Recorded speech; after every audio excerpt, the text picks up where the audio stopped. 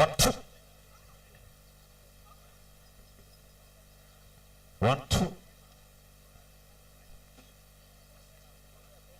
1 2 1 2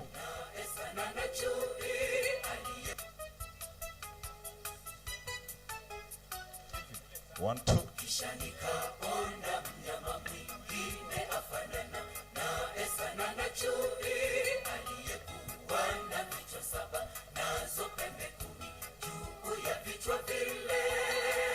Alikuwa na taji juu ya zile pembe za. Jiweke tayari, kipindi karibu kinaanza. Hivyo pahali ulipo, sauti unaisikia ni ya kukaribisha.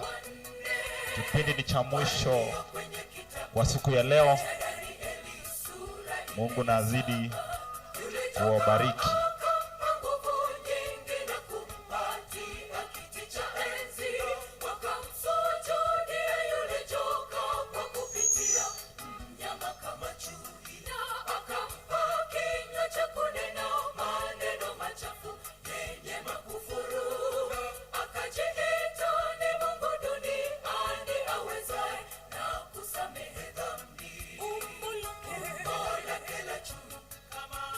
Chui yule wa Uyunani, miguu kama ya dubu, sawa na Umedi na Uajemi. Kinywa chake cha simba, sawa na utawala wa Babeli. Pembe zake zote 10, sawa na utawala wa Kirumi.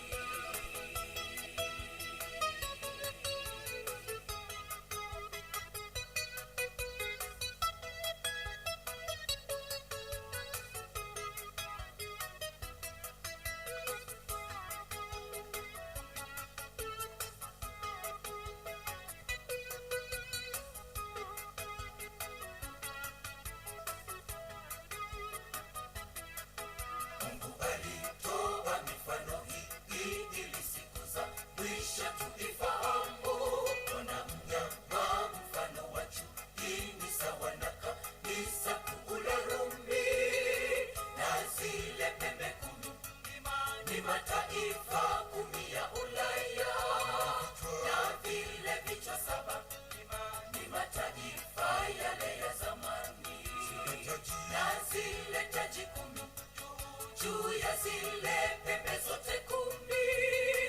Kanisa la Kirumi, washirika wake wana heshima. Yule joka ambaye ni Ibilisi alimpatia heshima kubwa ya kuwa kiongozi wa kidini na pia kuwa rais wa nchi. Wanamsujudia Ibilisi kwa kupitia kiongozi wa dini. Huyu ni askofu wa Kirumi ajiitaye Baba Mtakatifu. Tabia za Wayunani, za ulevi na ulaji mbaya. Tabia za Wababeli, zile za kusujudia sanamu. Tabia za Waajemi na Wamedi. Asante sana. Tabia zote hizi zimo ndani ya kanisa la Rumi. Alama ya mnyama huyu yani Rumi ya kidini ni Jumapili. Hesabu yake ni ya kibinadamu ni 666. Alama ya mnyama huyu yani Rumi ya kidini ni Jumapili. Hesabu yake ni ya kibinadamu ni 666.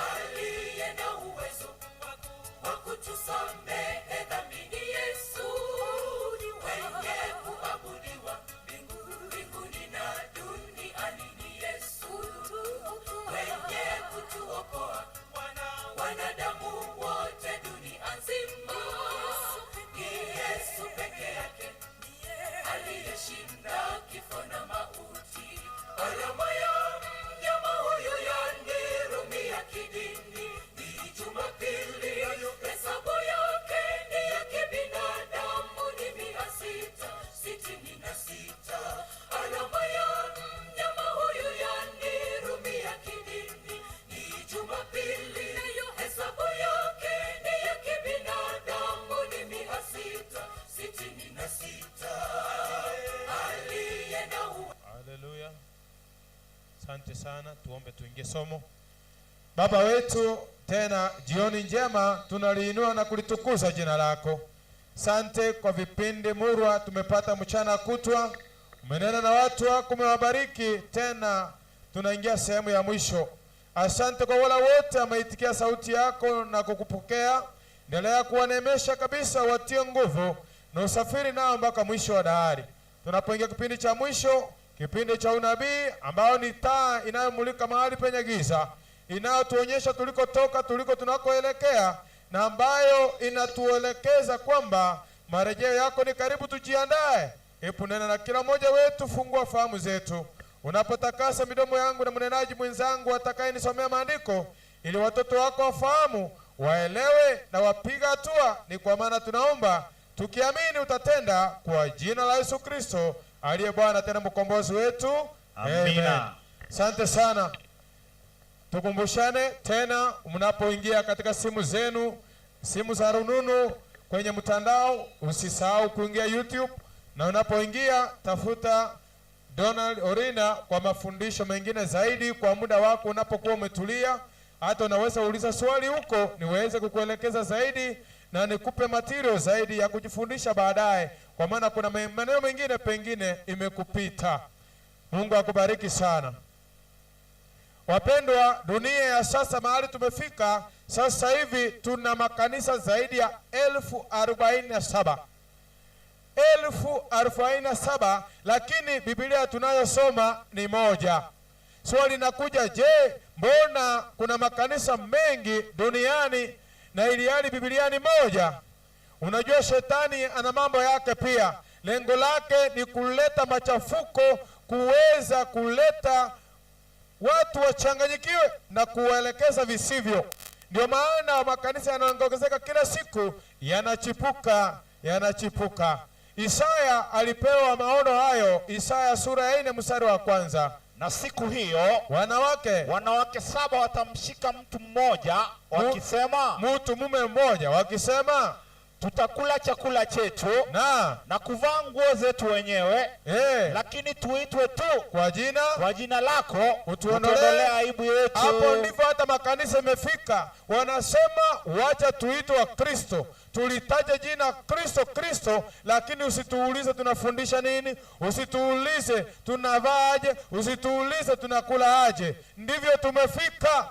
Yaani vile wanawake wengi wanasema tu waje tuitwe kwa jina lako, tuondolee aibu. Hata makanisa yamekuwa hivyo, yamechipuka mengi, wanajiita kwa jina la Yesu, lakini mafundisho si ya Yesu, mafundisho sio msingi wa Biblia.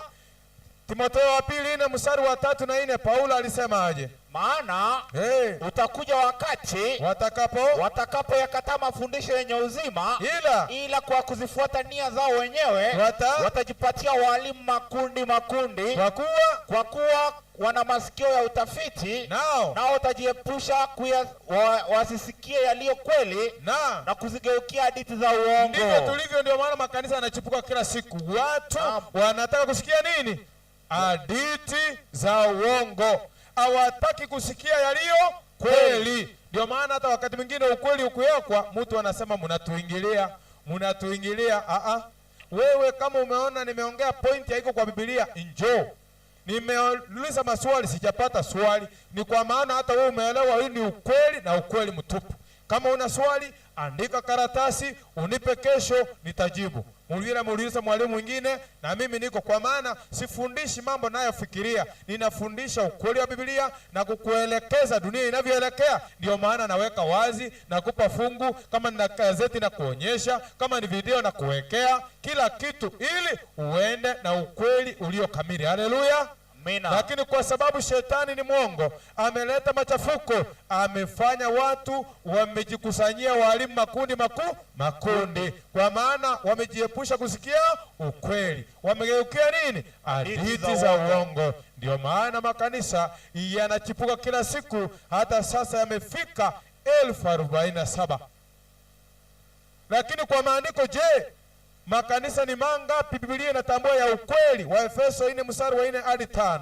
Mwili mmoja na roho moja, na kama mlivyoitwa katika imani moja, tumaini moja, la wito wenu, Bwana mmoja, imani moja, ubatizo mmoja. Miili ngapi? Moja. Mwili unaozungumziwa si mwili, ni kanisa. Soma Wakolosai 1:18. Mwili mmoja unaozungumziwa ni kanisa, na kichwa cha kanisa hilo ni Yesu Kristo. Soma mwalimu. Kolosai 1:18. Biblia inasema hivi, naye ndiye kichwa cha mwili, yaani cha kanisa. Mwili ni nini? Kanisa. Ni nani kichwa chake? Yesu Kristo. Swali, nitalipataje kulijua kanisa la kweli? Katika unabii wa Biblia Ufunuo kuna wanawake wangapi? Wawili. Mwanamke wa kwanza ni mwanamke safi anayewakilisha kanisa la kweli la Mungu na mafundisho ya kweli. Kanisa la pili linafananishwa na Babeli, yaani ni kanisa ambalo limeasi, na ndio tunaenda kusoma leo. Linaitwaje? Babeli. Msingi wa ibada ya Mungu ni gani? Msingi wa ibada ya Mungu ni gani? Mamlaka ni ya Mungu, neno ni la Mungu, upendo ni wa Mungu, sheria ni za Mungu, mafundisho ni ya Mungu. Ndio mwanamke safi. Lakini katika kanisa hili ambalo limeasi, Babeli, msingi wa mafundisho yake ni nini? Mamlaka ni ya mwanadamu, maneno ni ya wanadamu, matendo ni ya wanadamu, sheria zinazoongoza ni za mwanadamu, na tamaduni za mwanadamu, wala si maandiko matakatifu. Ndio maana Mariko anasema hivi 7:7, nao waniabudu bure, wakifundisha mafundisho yaliyo maagizo ya wanadamu.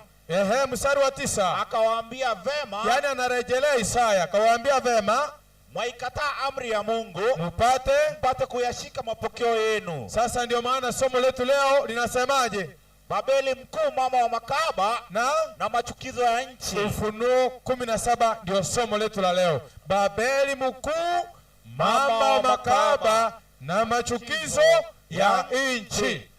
Paulo anapoandikia Waefeso 5:11 anasema hivi, wala msishirikiane na matendo yasiyozaa ya giza, bali muyakemee. Kazi yangu ndio hiyo, naenda kukemea mambo ya giza na uongo na kuinua ukweli wa Biblia. Na kama utaupenda ukweli utasongea, kama unachukia ukweli utakuwa unasema mnatuingilia.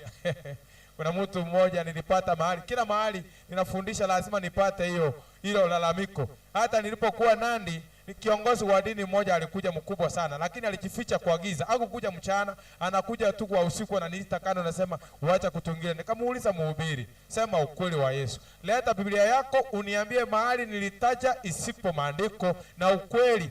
Alienda hivyo, hakuwahi rudi tena. Kwa hivyo ukweli ndio unaokoa. Haleluya. Amina. Ukweli ndio, ukijidhihiri uongo unajitenga. Haleluya. Amina. Haya, tuingie Babeli mkuu, mama makahaba. Je, Ufunuo unasemaje?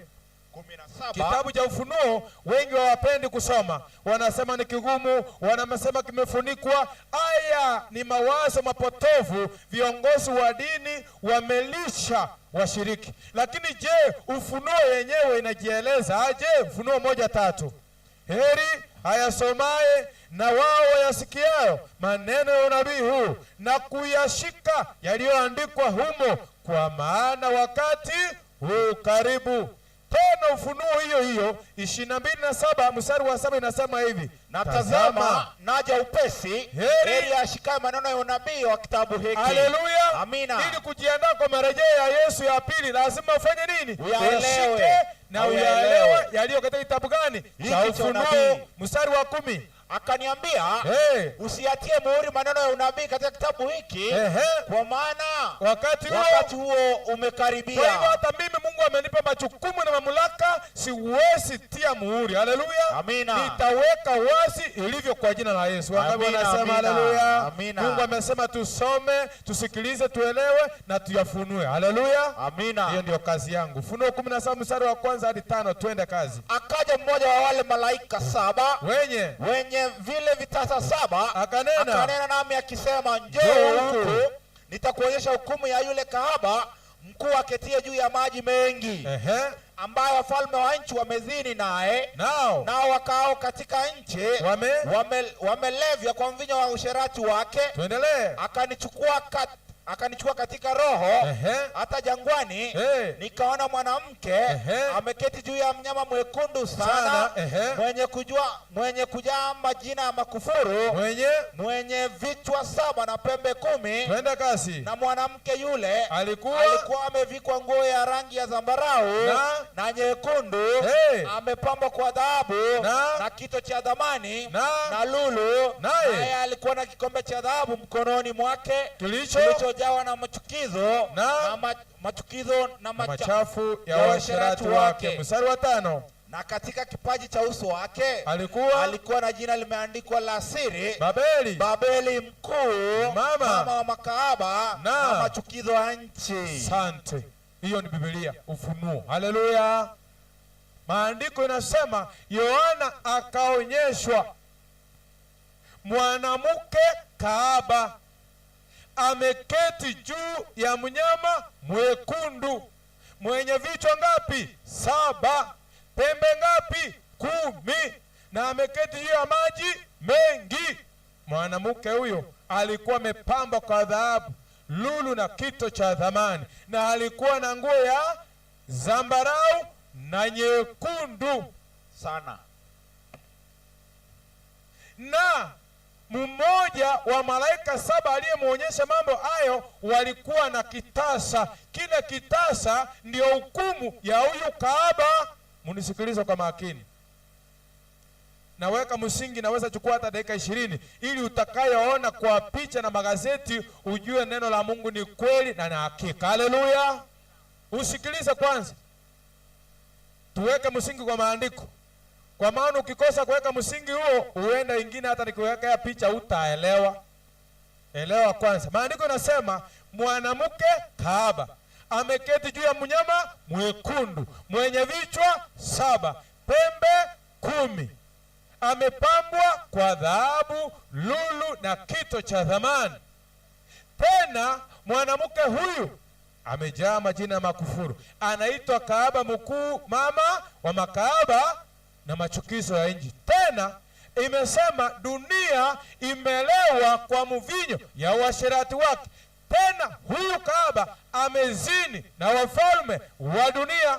Swali, mwahi sikia kuna mwanamke dunia hapa anazini na wafalme wote? Anazini na Ruto, anazini na Museveni, anazini na huyo wa South Africa na Ramaphosa, anazini na Joe Biden. Umewahi sikia kuna kahaba dunia anafanya hiyo mambo hiyo? Mwahi pata hako? Hayuko. Hiyo ni maandiko, kitabu cha Ufunuo kilicho na picha kamili, kwa maana unabii unatumia mifano. Sasa swali, katika unabii hivi vitasa 7 ndivyo hukumu ya yule kahaba. Vitasa 7 vina hukumu ya kahaba. Ni nini? Ufunuo 16:1 inasema hivi, nikasikia sauti kuu kutoka hekaluni, nikawaambia wale malaika 7, enendeni mkavimine vile vitasa 7 vya ghadhabu ya Mungu juu ya nchi. Kumbe vile vitasa 7 ambavyo vina ghadhabu ya Mungu ndio hukumu ya mwanamke, sio? Sasa ghadhabu ya Mungu ni nini? Tena maandiko tuambie, Ufunuo 15 mstari wa 1 inasema, kisha nikaona ishara nyingine katika mbingu iliyo kubwa na ya ajabu, malaika 7 wenye mapigo 7 ya mwisho, maana katika hayo ghadhabu ya Mungu imetimia. Fuata mimi pole pole. Vitasa 7 vina nini? Ghadhabu ya Mungu. Na ghadhabu ya Mungu ni nini? Mapigo 7 ya mwisho. Na hayo ndiyo hukumu ya yule kahaba.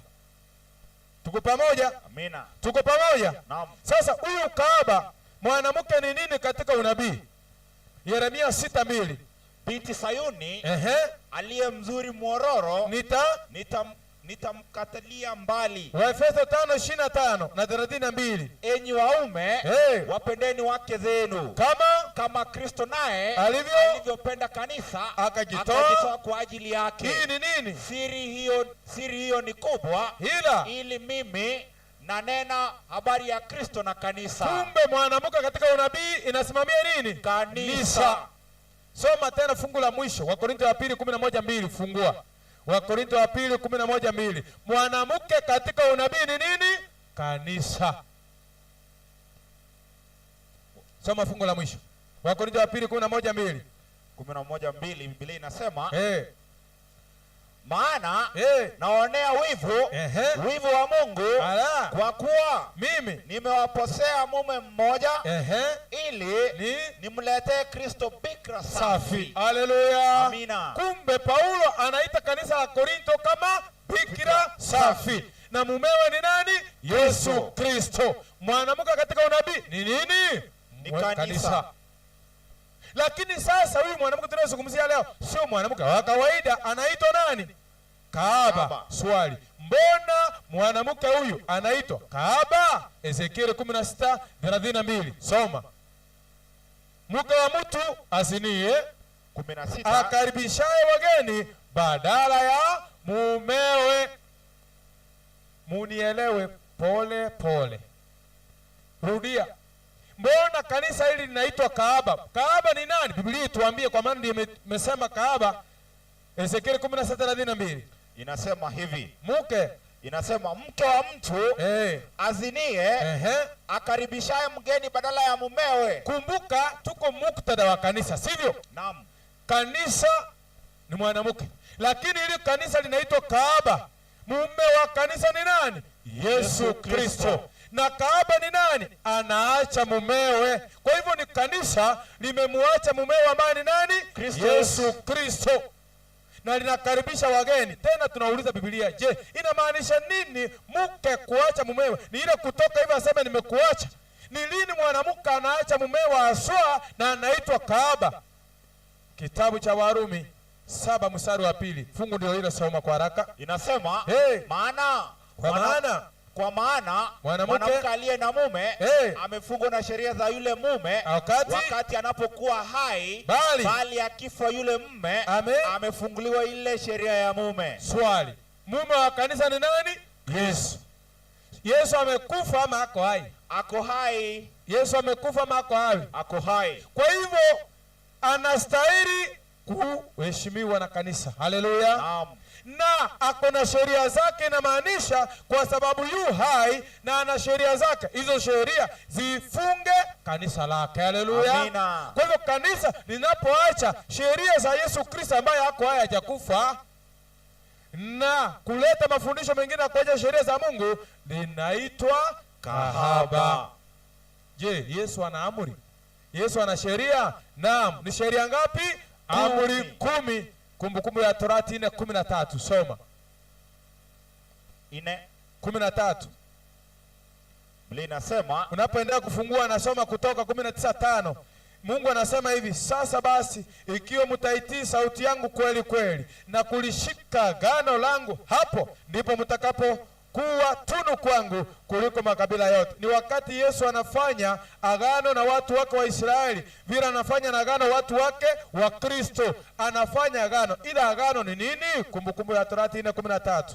4:13 Biblia inasema hivi. Akawahubiri. Inasema akawahubiri agano lake alilowaamuru kulitenda, yaani zile amri 10. Asante. Amri za Yesu ni ngapi? Ni 10. Na hizo ndio zinapaswa kumfunga mkewe ambaye ni kanisa. Lakini sasa ameitwa kahaba ni kwa sababu ameacha sheria za nani? Za Mungu na kuacha mumewe ambaye ni Yesu Kristo. Kahaba pia anakuwa na tabia gani? Methali 2:1.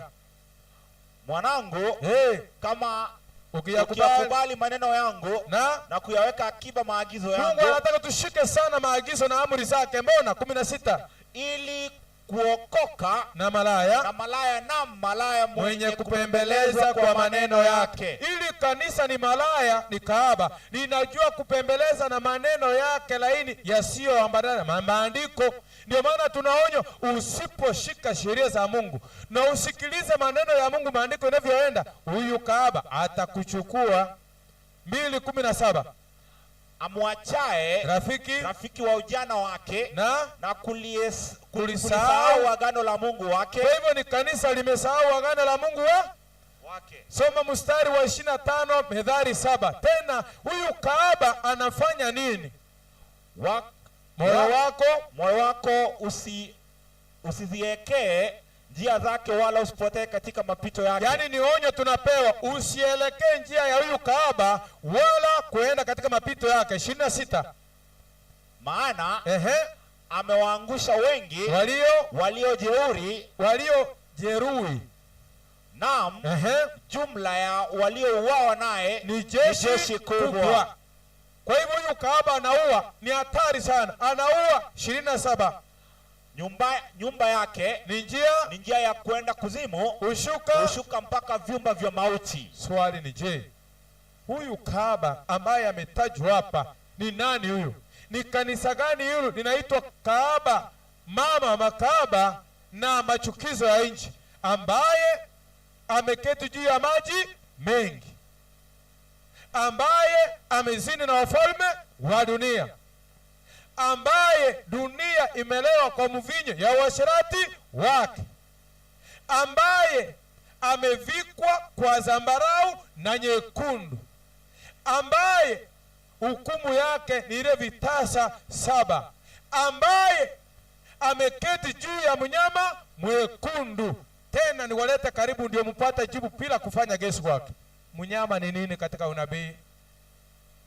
Naomba niulize kama mnakumbuka darasa, nisaidie. Mnyama katika unabii ni nini? Ni ufalme. Sasa huyu mwanamke anaendesha mnyama. Hiyo inakufundisha nini wewe hata kabla ya kupatia jibu? Ni kanisa na dini pamoja, lakini dini ndio inatawala serikali. Tuko pamoja? Tuko pamoja? Wangapi wamenifuata mpaka hapo? Wangapi wanaelewa? Jamani, watu wa Mungu, tuelewe. Ni somo rahisi. Nimerahisisha.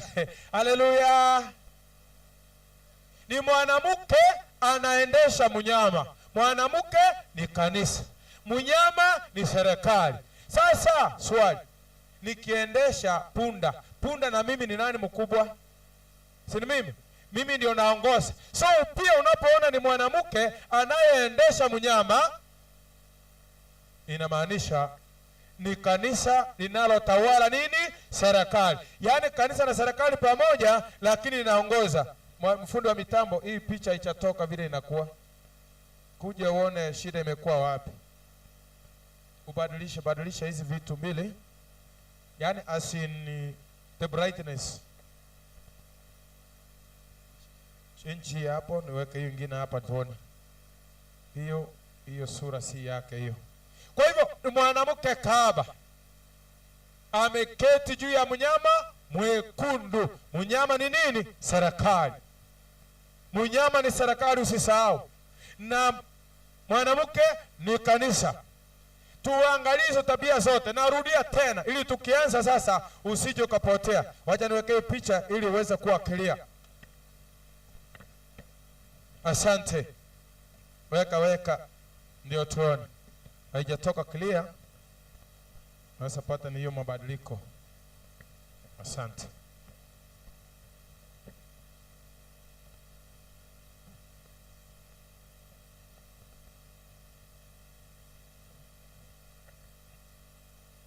Haya. Iko sawa sasa. Asante. Najua lazima tuangalie hiyo picha. Asante. Hivyo sasa, hiyo ndio picha yenyewe. Haya, rudia sasa Ufunuo 17 mwalimu. Rudi kwenye kitabu chako ili tuweze kutambua tumeweka msingi mzuri kabisa. Haya, asante. Iko sawa. Hiyo ndio picha yake kamili. Haya, soma. Ufunuo 17 tusome tena ili tuanze kuangalia. Maandiko inasemaje? Inasema, akaja mmoja wa wale malaika 7 wenye vitasa 7, akanena nami akisema, njoo huku, nitakuonyesha hukumu ya yule kahaba mkuu aketie juu ya maji mengi. Sikia, ameketi juu ya maji mengi. Niulize swali kama mnakumbuka. Maji mengi katika unabii ni nini? Nani anakumbuka? Watu wengi, lugha, jamaa na mataifa. Haleluya. Kwa hivyo ni kanisa lina control watu wengi sana. Sio kanisa hivi eti linakaa kwa Ithaka peke yake, haiwezi kuwa. Yaani liko universal, dunia mzima. Twende kazi. Ameketi juu ya maji mengi, ambaye wafalme wa nchi wamezini naye. Tena isitoshe isitoshe ili kanisa limekontroli wanasiasa.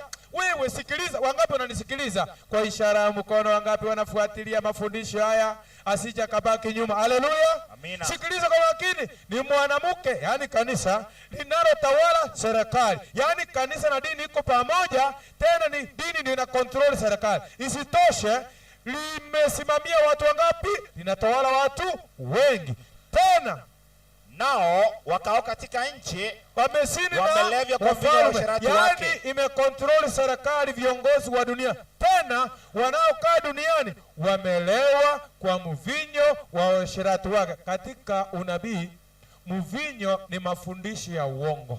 Yani dunia imekamata mvinyo wa Babeli, mafundisho ya uongo, na inatembea nayo, imeacha Biblia. Tutaona ni kweli. Twenda kazi. Akanichukua katika roho, hata jangwani, nikaona mwanamke ameketi juu ya mnyama mwekundu sana. Mnyama mwekundu sana, mnaona, mwenye kujaa majina ya makufuru.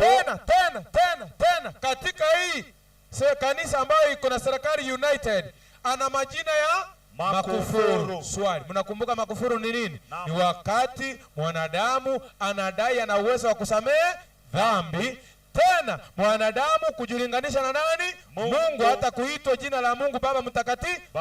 Twende kasi, tuone tabia nyingine. Mwenye kujaa majina ya makufuru, mwenye vichwa 7 na pembe 10. Unaziona vichwa 7 na pembe 10. Asante. Na mwanamke yule alikuwa amevikwa nguo ya rangi ya zambarau. Hiyo tena point nyingine, rangi ya zambarau na nyekundu. Zambarau na nyekundu. Haya, amepambwa kwa dhahabu. Na kito cha thamani. Na lulu.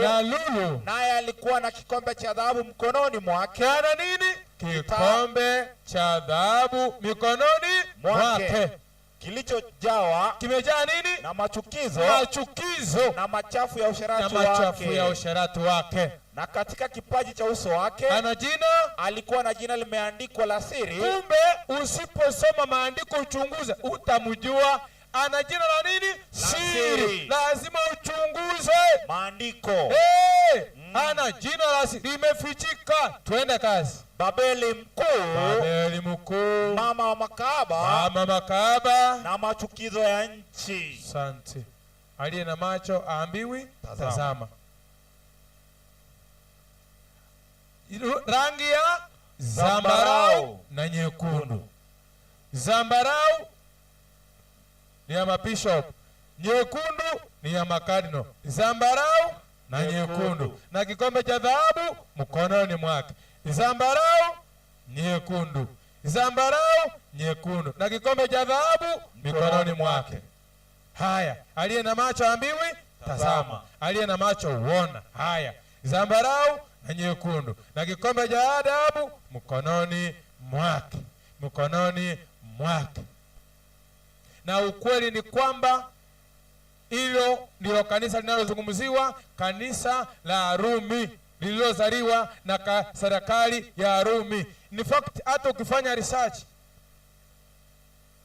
katika ili kanisa la Rumi ambalo ni serikali na dini pamoja, hata pesa yake inayotumika, ukiangalia mbele ni popo, nyuma yake ni mwanamke ambaye amebeba nini? Kikombe cha dhahabu, na kiko kama nini? Jua, vile maandiko inavyosema, mwanamke aliye na kikombe cha dhahabu mikononi mwake. Haya, angalia nyingine, una macho na utaambiwa tazama. Hizi ni picha kama maalum katika makazi makuu ya huyu mwanamke kahaba Vatican. Unaona, tumia macho. Zambarau nyekundu, zambarau nyekundu, zambarau nyekundu, nyekundu zambarau, na zambarau na nyekundu. Aliye na macho aambiwi tazama. Wacha tuangalie tena. Je, ni kweli kanisa la Rumi ndio mwanamke kahaba mkuu? Naam. Kumbuka maandiko ilisema anaitwa kahaba kwa sababu ameacha sheria za nani? Za Mungu. Wacha tuangalie. This is National Catholic Register. Hiyo ni tarehe ngapi? 24 mwezi wa 10 2016. Mimi siandika gazeti. Wenyewe wanajieleza vile maandiko yanasema, hivyo ndivyo ilivyo. Kama unataka ukweli utauona, ukikataa hiyo ni shauri yako na maisha yako, na Yesu anakuja. Mimi lengo langu ni kukuonyesha, lakini uchaguzi ni wako. Alisema hivi juzi kwamba wale watu wanaoshika amri za Mungu bila kuziacha ni wagonjwa. Kumbuka maandiko ilisema anaitwa kahaba kwa maana amekataa sheria za nani? Za Mungu. Tena akaongeza katika gazeti lingine siku hiyo hiyo tu, naona ni tarehe 24 mwezi wa 10 2016, kwamba katika kutogeuka huku kuna uovu. Haya, tena 2017 tarehe 1 Live Site News inasema hivi, akaanza kuita Wakristo kwamba ni waoga wanao focus kufuata amri za ngapi? Zote 10 za Mungu. Lakini maandiko inasemaje? Shika amri zote za Mungu, ambazo ni ngapi? 10. Anasema wanaoshika ni wangapi? Ni waoga. Mara anawaita watu gani? Wagonjwa. Ndio maana katika ile katekisimu yao kubwa inauliza swali lenyewe, je, sheria ya 3 inasemaje? Sheria ya 3 inasema uitunze takatifu Sabato. Lakini maandiko haisemi hivyo. Tena inauliza, je, Sabato ni gani? Jumamosi ndio Sabato. Mbona tunatunza Jumapili baadaye Jumamosi? Kwa sababu kanisa la Katoliki lilibadilisha. Lakini kwa mujibu wa Biblia hiyo sio sheria ya 3. Sheria ya 3 inasema usilitaje bure jina la Bwana Mungu wako. Ni kwa sababu gani kwao iko sheria ya 3? Ni kwa sababu amri ya 2 inayokataa sanamu waliondoa. Ya 3 ikawa ya 2, ya 4 ya 3 ikaendelea hivyo vile niwafundisha. Ndio maana tena juzi akifundisha kuhusu mambo ya familia Septemba tarehe 2 2015, Catholic News Agency anawapatia magazeti yao yenyewe na ya dunia. Hakuna gazeti nimeandika na siwapei kitu ya SDA, kwa maana watu wengi wanakuwa negative, hawasikilizi, hawasomi, hawafuatilii, wanafikiria kwamba tunaota. Hatuoti, tunasoma maandiko yalivyo, tunawaeleza yalivyo na kukuonyesha. Kama unaamini ukweli utakuwa huru, ukikataa ukweli takuonyesha mahali utaelekea. Akifundisha kuhusu mambo ya familia na Mungu, aliwaambia watu hivi kwamba Injili inatuambia tumpenda Kristo zaidi ya wazazi wetu na watoto. Yesu hakuwa na lengo la kufuta amri ya 4 ya kuwaheshimu baba na mama yako. Kama unafuatilia, nauliza swali mnaonisikiliza, je, amri ya 4 inasema tuheshimu baba na mama? Naulizeni nyinyi mko hapo kwa tent, amri ya 4 inasemaje? Si muna Biblia hata kwa simu. Amri ya 4 inasemaje? Ndio muelewe. Ndio maana hili kanisa linaitwa kahaba. Uongozi wake sio washiriki. Washiriki hawajui. Hata mimi nilikuwa huko sikuwa najua mpaka nikajisomea maandiko. Amri ya 4 inasemaje? Yaani hata mtaki kuniambia. Amri ya 4 inasemaje? Ndugu, unisaidie. Ikumbuke siku ya Sabato. Lakini yeye kwa sababu anafundisha kutumia katekisimu na mafundisho yake, anasema amri ya 4 inasema muheshimu baba na mama. Hiyo ni kinyume na maandiko. Wewe soma amri 10 katika kitabu cha Kutoka 20 mstari wa 1 hadi 17. Actually amri hiyo ni mstari wa 12. Ni amri ya 5 inasema muheshimu baba na mama. Haisemi kwamba ni ya 4, hiyo ni ya 5. Haya, kwa hivyo tunapozungumzia swali ni je, anaposema wanaoshika sheria ni wagonjwa na ni waoga, je, maandiko inasemaje kwa wale wanaoshika amri 10 za Mungu? Zaburi 116 mstari wa 1. 119 mstari wa 1 mpaka 6. Soma. Je, kushika amri za Mungu unakuwa mgonjwa na muoga? Soma. Heri walio kamili njia zao, naam, waendao katika sheria ya Bwana, naam. Heri wazitio shuhuda zake, haya, wamfuatao kwa moyo wote, naam, naam. Hey. Hawakutenda ubatili, hey, wamekwenda katika njia zake. Wewe umetuamuru mausia yako, naam, ili sisi tuyatii sana. Amina. Amina. Kwa hivyo kwa kutii sheria za Mungu umebarikiwa. Enda 112 mstari wa 1 na wa 2. Zaburi tuambie, je, tutii Yesu Kristo ama mpinga Kristo ambaye ndio kiongozi tena wa Babeli mkuu mama makahaba? Lazima uchague. Hakuna katikati hapa mahali tunaelekea. Tumekaribia mwisho wa dunia. Uchague ukweli ama uongo upotee. Hakuna katikati wapendwa. Soma. Haleluya. Haleluya. Heri mtu yule amchaye Bwana. Heri ni amebarikiwa. Heri inamaanisha amebarikiwa. Soma. Heri mtu yule amchaye Bwana na apendezwaye sana na maagizo yake. Halafu wazao wake watakuwa hodari duniani. Kizazi cha wenye adili kitabarikiwa. Amina. Amina. Mungu anasema anayeshika amri zake amefanya nini? Amebarikiwa. 119 165. Soma. Zaburi. Je, kushika maagizo ya Mungu unakuwa mgonjwa na mwoga kulingana mpinga Kristo? Maandiko ni kinyume na yeye anafundisha yake. Ndio maana msingi wake auendane na maandiko. Soma. Wana amani nyingi, waipendao sheria yako. Kumbe ukitaka amani nyingi, penda sheria ya nani? Ya Mungu. Lakini kiongozi wa Babeli, kanisa la Rumi, anasema wewe ukishika sheria za Mungu ni mgonjwa, na wewe ukifocus kwa sheria zote 10 ni mwoga. Lazima uchague. Je, ni kufuata maandiko yanasema umebarikiwa ama utii Babeli? Soma. Wala hawana la kuwakwaza. Haya, Methali 28 mstari wa 4 na 9. Je, ukikataa sheria za Mungu ni nini? Soma. Wao waiachao sheria, anayeacha sheria za Mungu wasifu waovu.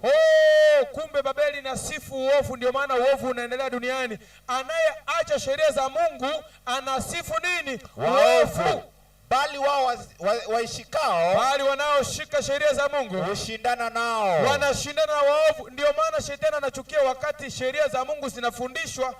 Ndio maana ameleta mafundisho na manabii wa uongo wanawaambia hakuna sheria, ilisurubishwa, tuko chini ya neema. Utasemaje chini ya neema ukikataa sheria? Kwa maana ni kwa sababu tulivunja sheria, ndio maana neema iko. Na neema hii inatuambia rudi, tunza sheria. Ndio maana Yesu alipoletewa yule mwanamke katika uzinifu alisema sikuhukumu nami. Hiyo ni neema. Lakini hakuachia hapo, akamwambiaje? Nenda usitende dhambi tena. Yeye aligeuzaye sikio lake, ukigeuza sikio lako asisikie sheria, ukatae kusikia sheria za Mungu 10 ikiwemo ya Sabato, hata sala yake ni chukizo, hata maombi yako ni machukizo mbele ya Mungu. Haleluya. Amina. Kwa hivyo tunapozungumzia Babeli mkuu mama Makaba, tunazungumzia kanisa la Rumi likiwa chini ya uongozi huyu kiongozi anaitwa Papa Francis. Ndio maana hata waandishi historia yenyewe nakwambia hivi kwamba serikali na dini ni kweli ni vipawa vya Mungu, lakini kwa sababu serikali imekanyagwa chini, sasa imekuwa ni mnyama. Kanisa limeunganisha, limekuwa nini? Kahaba. Wakati kanisa linaungana na serikali na kutawala, linakuwa kahaba, alitakuwa mwaminifu kwa Mungu. Kwa hivyo watu wa Mungu, ndio maana tuelewe maana ya rangi zile. Rangi alikuwa nayo ni gani? Zambarau na nyekundu. Zambarau inasimamia ibada. Soma Yohana Injili 19 mstari wa 2. Nao askari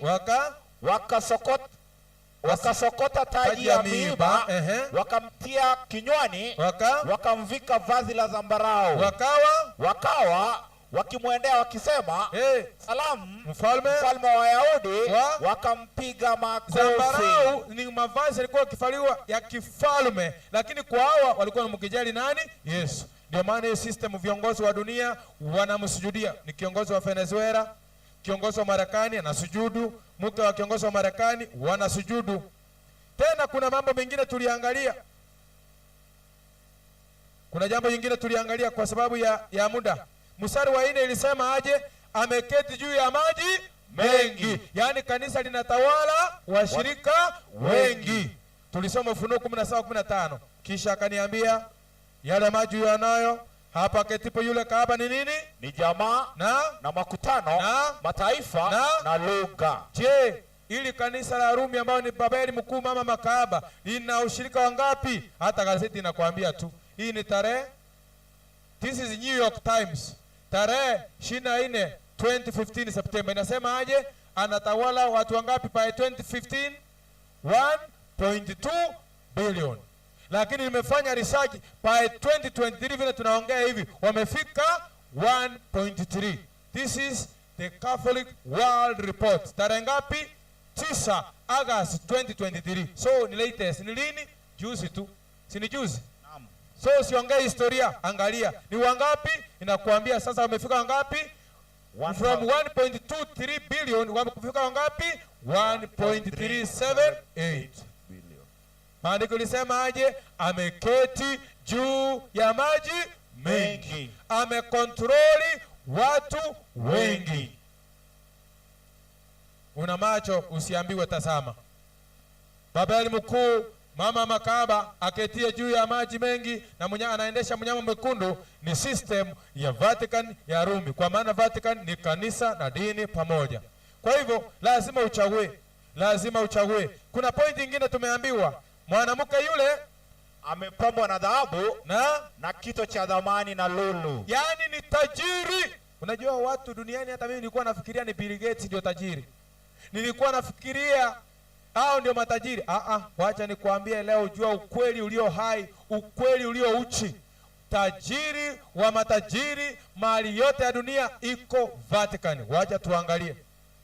Wacha tuangalie Ufunuo 18 mstari wa 3 inasemaje kuhusu Babeli tena? Na wanafanya biashara ya nchi, na wafanya biashara wa nchi wamepata mali kwa nguvu za kiburi chake.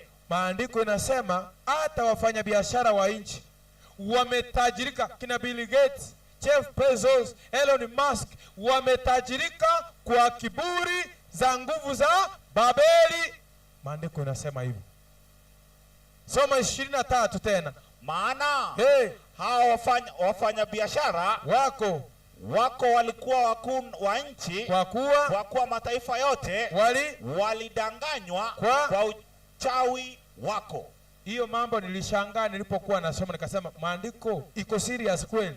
Wacha nianza kufanya research, nikasema asante Mungu, neno lako ni kweli. Hii ni tarehe ngapi? 10 mwezi wa September 2013. The Globe and Mail inasema hivi, wakubwa wa makampuni makubwa duniani yanayochimbua migodi hawakwenda Vatican kuomba. Gazeti inakwambia hivyo tu. Walienda kuona papa ama kutembelea museum. Walienda kudiscuss jinsi ya kupunguza ushetani katika biashara yao. Hiyo sio mimi nimeandika. Maandiko yamesemaje? Wafanya biashara wa dunia wamepata utajiri na mali kwa kiburi cha nini? Cha Babeli. Ndio maana viongozi hao wote matajiri wanaenda Vatican kukutana nao. Hiyo ni Vatican Radio inakuambia hivyo 2016. Hiyo ni gazeti gani? Guardian. Nakwambia Pope Francis anakutana na CEO wa Google. Sio hiyo peke yake, Cracks News tena anakutana na nani? Mara ya pili. Sio hiyo peke yake, anakutana na nani? Tim Cook, CEO wa Apple. Makampuni makubwa matajiri yale na control duniani ya teknolojia. Sio hiyo peke yake, tena mara ya pili. Sio hiyo peke yake, hata kwa Google, hata kwa Facebook. Yaani ndivyo vile maandiko inavyosema kwamba wafanya biashara na matajiri wa dunia wametajirika kwa kiburi cha Babeli ambayo ni kanisa la Roma. Ndivyo kila mahali. Sasa angalia, wote wanaenda Vatican kutafuta ushauri. Ndio hiyo, angalia. Hiyo ni juzi wameenda Vatican. Sauti ulitoa, lakini sawa tu, wanaweza angalia. Wanasoma kwa sababu wanatumia ile lugha yake ngumu, sasa wana translate. Ndio hao wafanya biashara wote wakubwa wa duniani, teknolojia, biashara, textile, wote wanaenda Vatican kwa ushauri na kuwa guided. Ndio maana maandiko yakasema wametajirika na kiburi cha Babeli. Hao wote mambo ya bank, mambo ya teknolojia, wote haya. Sio hiyo peke yake, angalia hata hiyo, wote wanaenda Vatican. Vile maandiko inasema ndivyo livyo. Amini neno la Mungu, natoka Babeli. Sauti ndio ulitoa ndugu.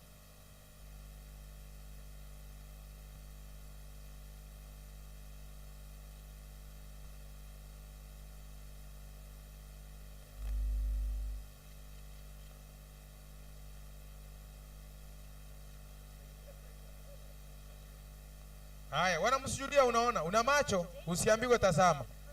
Wafanyabiashara wote hivyo. Haya, wengine ndio hao wote wanaenda kutafuta ushauri huko, vile maandiko ilivyosema. Kwa hivyo watu wa Mungu, ni vizuri elewe ukweli wa Biblia, na wanamsujudia vile maandiko ilivyosema. Haya,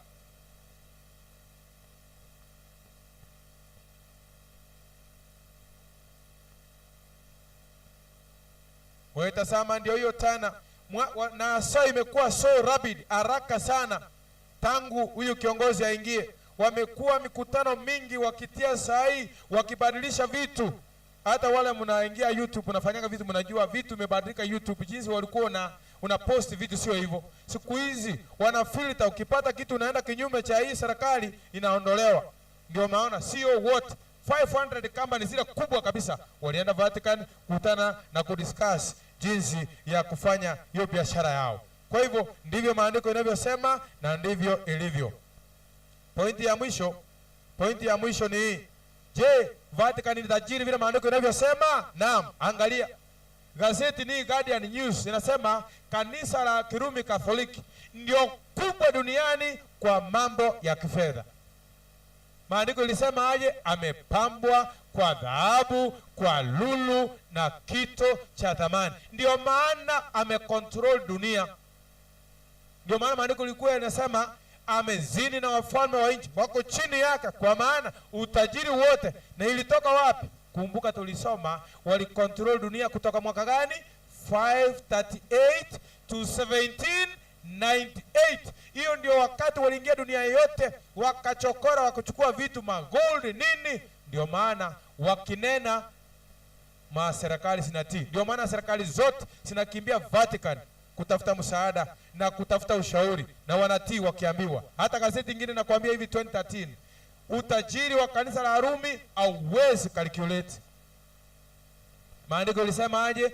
Wafanya biashara wa nchi wametajirika kwa kiburi cha nguvu ya Babeli. Amini neno la Mungu linavyosema. Sehemu ya mwisho maandiko imesema ambaye wafalme wa nchi wamezini naye. Yaani viongozi wote wa dunia wako chini yake. Angalia tu, hiyo ni kiongozi wa Cuba, hapa ni Marekani, hiyo ni Marekani bado. Huyo ni kiongozi wa Marekani, huyo ni kiongozi wa Russia, hao ni kiongozi wa Israel na Palestine, yeye ndiye anawaunganisha. Huyo ni France. Hata alipokufa walikuja wakamsujudia, wakasujudia maiti. Viongozi wote wa Marekani na dunia mzima ilienda kwake. Kwa hivyo sasa nataka uangalie vile viongozi wote wa dunia wanaelekea huko kutafuta ushauri.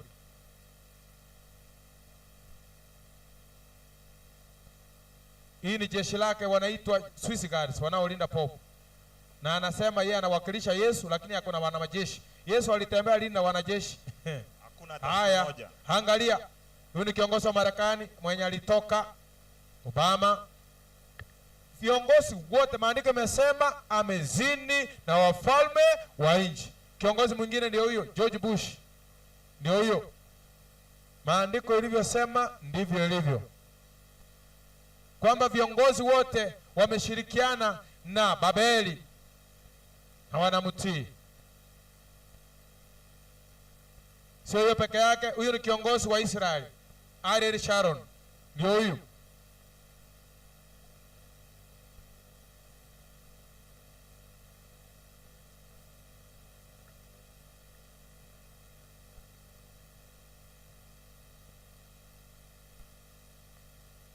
Haya, huyu ni mwingine wa Colombia, mwingine wa Vietnam. Ni dunia yote. Haya, hata alipokuwa anatawashwa viongozi wote wa dunia walienda Joe Biden.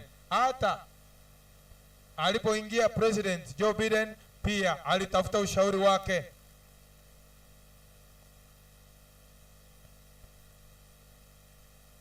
Maandiko inavyosema. Mwalimu wangu sasa enda Ufunuo 18 ili niweze kutamatisha. Ufunuo 18. Shikilia hapo. Sio hiyo peke yake, hata Kenya.